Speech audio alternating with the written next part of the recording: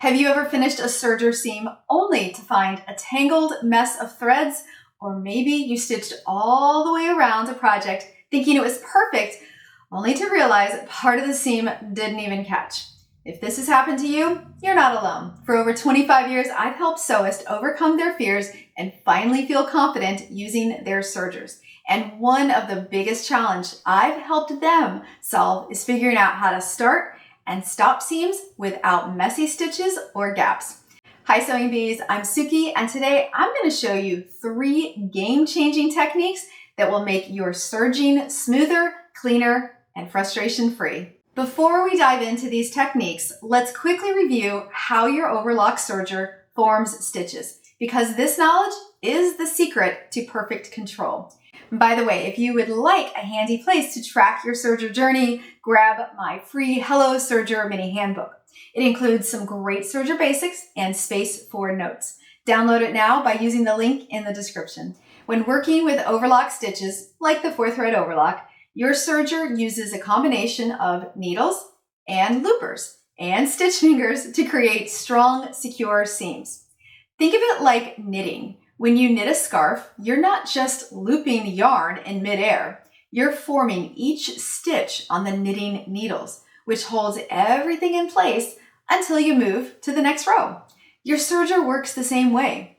The stitch fingers are like knitting needles, providing structure for each stitch as the loopers and needles work together around them. So when you're serging, your stitches are being created on the stitch fingers until the fabric moves forward and they are secured in place. Understanding this is key to getting clean and even stitches, especially when starting and stopping correctly. So now that you understand how serger stitches are formed, let's go over the 3 techniques that I call the roundabout, open window, and boo boo be gone. First is the roundabout. This technique is used when you're serging in the round, like attaching a neckband to a neckline or finishing the edge of a blanket or tablecloth. You start off great, but when you get back to where you started, you need to overlap your stitches. You accidentally trim off too much fabric, leaving you unsure of how to finish. And many people instinctively just pull the fabric to the left to get it out of the way. But that just creates a messy ending. I'll show you how to finish this type of seam smoothly and securely. Next is the open window. This technique is perfect for when you need to leave an opening on a project, like when making a pillow. You want to be able to turn it right side out, but you also need to keep the seam strong. If you just pull the fabric aside to create a gap, you'll weaken the seam and end up with loose, uneven edges. I'll show you the right way to leave an opening so that it's reinforced and easy to close neatly. Then finally is the boo boo be gone, my favorite name. This one just happens to be one of the most common serger mistakes. You finish serging along an edge, feeling great about your work, until you look closer and you realize some parts of the seam didn't catch the fabric. Instead of smooth, secure stitch, you have gaps of missing threads or loose hanging loops. And you ask yourself, should I start over? Should I just toss it? The answer is nope. I'll show you exactly how to fix this mistake without undoing all of your hard work. Now let's start with the roundabout. We want to begin with a clean slate and get the seam right from the beginning. For this example, let's assume you don't want to trim much fabric. In fact, we're going to give our fabric just a little haircut to clean up the edges. If you position your fabric against the inside of the blade, the threads are still sitting on the stitch fingers, causing them to bunch up as the fabric feeds through. This is why your seams are starting off messy. So here's what we're going to do instead. Raise your presser foot and raise the needles. Grab your thread tails and gently pull them straight towards the back. This removes them from the stitch fingers so they don't interfere with your start. Now position your fabric under the presser foot, resting its edge lightly against the inside of the blade. Now your fabric has room to feed through smoothly and with no bunchy stitches. Lower your presser foot and begin stitching. Keep your seam allowance even and stitch at a nice steady pace. Now it's time to finish the seam. As you get about 2 inches away from the beginning of your seam, hold on to the original thread tail and just let the blade trim it off. Continue stitching for about a 1/2 inch past your starting point, overlapping the stitches exactly to create a flawless finish. In fact, lift off your fanny and look right into where the presser foot and stitch fingers are so that you can see exactly where those needles are crossing. And when you're ready to stop, raise the presser foot and the needles and then gently pull your fabric straight towards the back. This, once again, will remove both the fabric and the threads off the stitch fingers, keeping everything clean and secure. Then just clip your thread tails. This technique is a game changer for anything stitched in the round. And once you try it, I promise you will never go back to your old ways. Now let's move on to the open window technique. This method is essential for making a pillow or any project that needs to be turned right side out after it's been stitched. This ensures you begin with a strong, even foundation rather than a messy half-on, half-off stitch. The difference between the open window and the previous roundabout comes down to 2 key factors. The first is seam allowance control. You'll want to trim some of the seam allowance for a clean finish, but not in the opening itself. Keeping more seam allowance in the opening reinforces the area where the seams meet the gap, preventing those weak spots.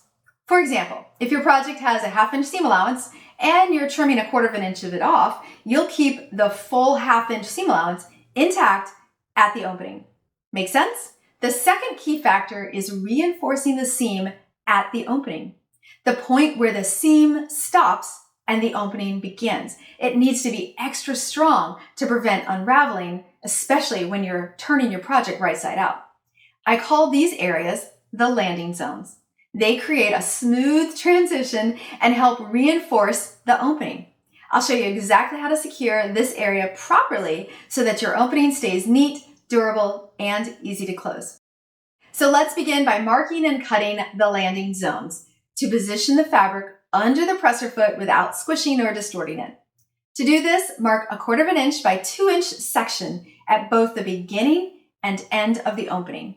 These will serve as the landing zones, creating a smooth transition in and out of the seam. So if your pattern calls for a 6 inch opening, you'll mark 1/4 inch by 2 inch at both ends, ensuring the opening remains structured and easy to turn. This method prevents bunching and keeps the seam allowance even while reinforcing the edges of the opening. Now, using a pair of scissors, cut away the landing zones at both the beginning and the end of the opening.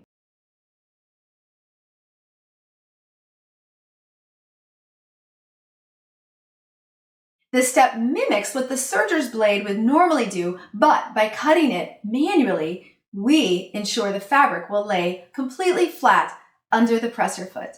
This prevents unnecessary bulk and helps the serger create a smooth, even stitch when starting and stopping at the opening. Now it's time to stitch the open window technique. Follow the same steps as the roundabout. Raise the presser foot and the needles, and gently pull the thread tails off the stitch fingers and towards the back. Now it's time to stitch. You'll start at the beginning landing zone, so align the fabric edge with the inside of the blade. Lower your presser foot and begin stitching. At first, the serger won't trim any fabric since you already did this section with scissors. But as you continue stitching, the blade will begin trimming. So stay really mindful of your seam allowance and keep it straight. In this case, we need to keep cutting that 1/4 inch off.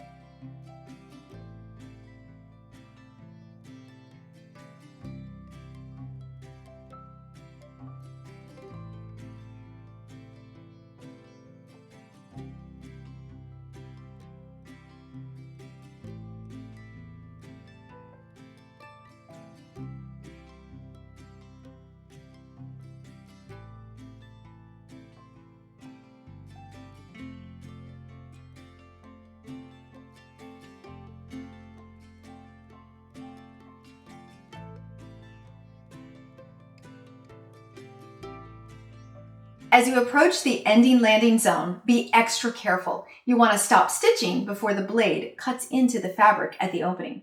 Now, if your blade easily removes, simply keep stitching until the blade is just about to reach the opening fabric. Lower the blade and continue stitching to the end of the second landing zone.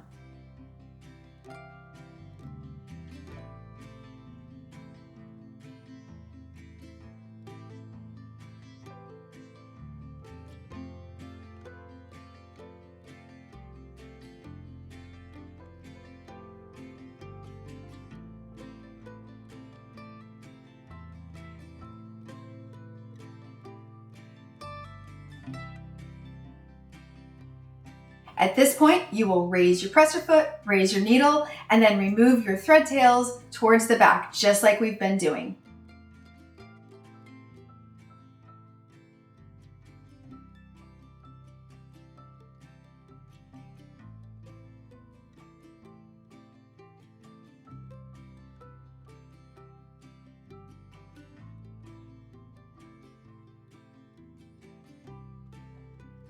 However, many sergers on the market require a lot of finagling to lower or remove the blade. So if you fall into this category, we're going to just trick your serger by folding the opening area of the fabric to the left so it tucks underneath the presser foot, basically just moving the fabric out of the way of the blade.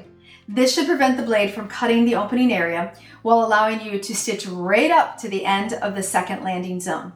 Just be really careful that you don't cut the fold, because that would really suck.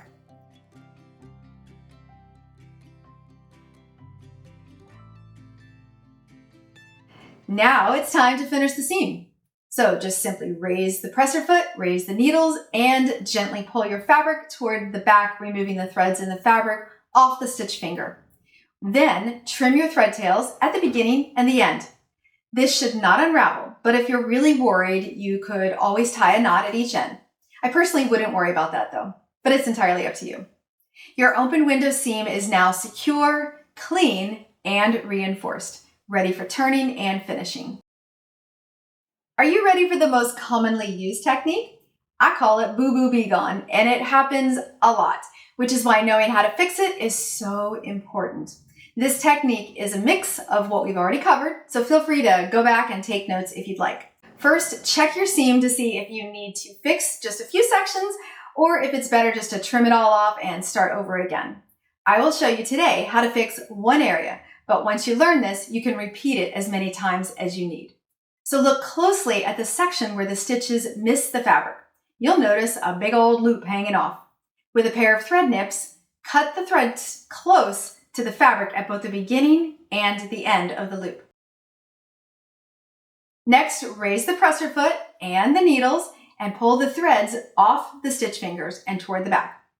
Position the fabric under the presser foot, aligning it with the existing seam. Sink the needles into the previous stitching about a ½ inch before the empty area. Lower the presser foot and carefully stitch over the empty section, sewing slowly to ensure the stitches catch the fabric this time. Even use your hand wheel if you need to. Continue stitching about a ½ inch past the boo-boo area, overlapping the original stitches.